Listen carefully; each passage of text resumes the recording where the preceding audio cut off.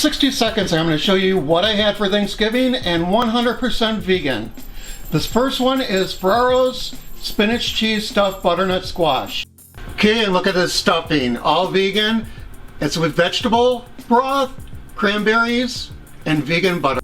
And here we have, to go along with our food, vegan dinner rolls. Here we have delicious vegan mac and cheese.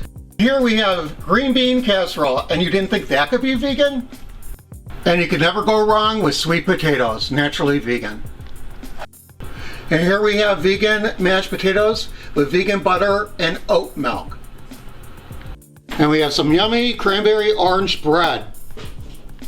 And look at this massive apple pie from Costco. Can't wait to get that. So here you have it, my vegan Thanksgiving.